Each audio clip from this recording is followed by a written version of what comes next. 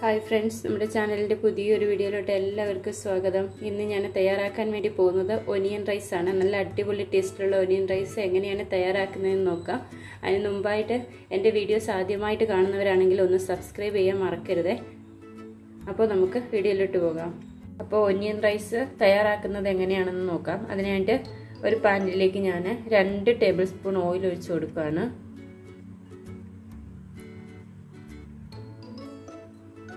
ഇനി ഇതിലേക്ക് നമുക്ക് ഒരു 2 സവാള അരിഞ്ഞത് ചേർത്ത് കൊടുക്കാം. ഇനി ഇതിലേക്ക് വെളുത്തുള്ളി ചേർത്ത് കൊടുക്കാം. 6 അല്ലി വെളുത്തുള്ളി എടുത്ത് അരിഞ്ഞു വെച്ചിട്ടുണ്ട്, ചേർത്ത് കൊടുക്കാം.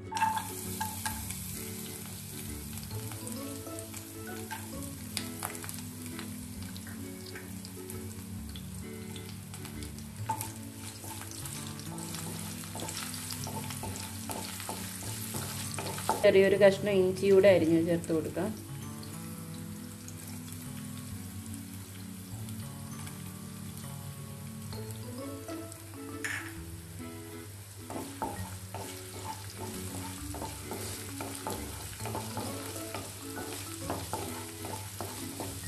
പച്ചമണമൊക്കെ ഒന്ന് മാറി വരാൻ വേണ്ടിയിട്ട് ഇളക്കി കൊടുക്കും.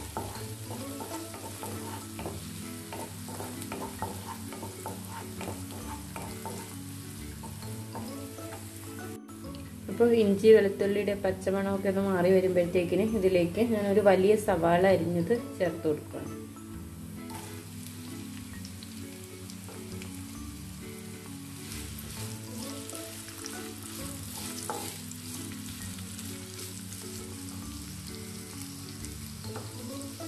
കുറച്ച് ഉപ്പൂടെ ചേർത്ത് കൊടുക്കാം.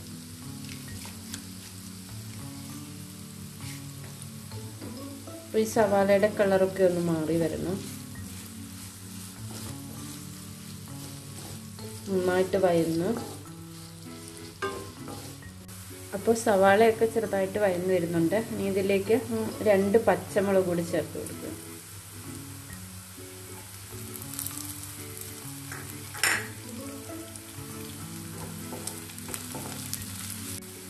സവാള ഒന്ന് വഴന്ന് വന്നിട്ടുണ്ട്. ഇനി ഇതിലേക്ക് 1/2 ടീസ്പൂൺ കുരുമുളക് പൊടി ചേർത്ത് കൊടുക്കാം.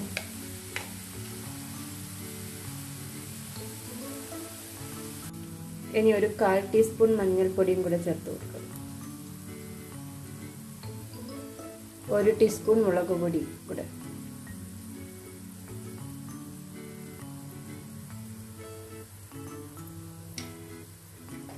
നന്നായിട്ട് മിക്സ് ചെയ്യുക.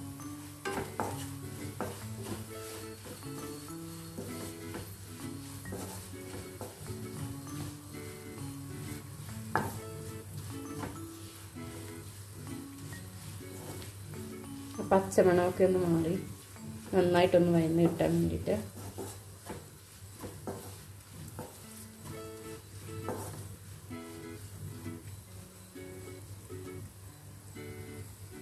അപ്പോൾ ഇതെല്ലാം കൂടെ നന്നായിട്ട് വഴന്ന് വന്നിട്ടുണ്ട്. ഇനി ഇതിലോട്ട് റൈസ് ചേർത്ത് കൊടുക്കാം. ഞാൻ ബസ്മതി റൈസാണ് എടുത്തിരിക്കുന്നത്. റൈസ് ഇതിലോട്ട് ചേർത്ത് കൊടുക്കാം.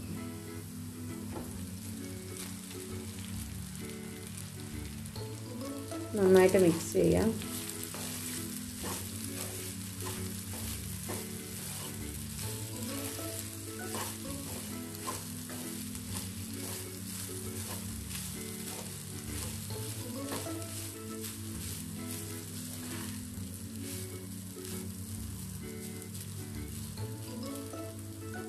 പാകത്തിന് ഉപ്പും കൂടെ ചേർത്ത് കൊടുക്കാം.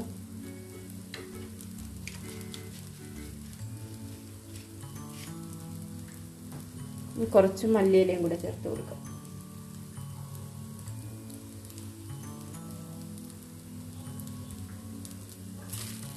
എല്ലാം കൂടെ നന്നായിട്ടൊന്ന് മിക്സ് ചെയ്യുക. നന്നായിട്ട് ഇളക്കി കൊടുക്കാം.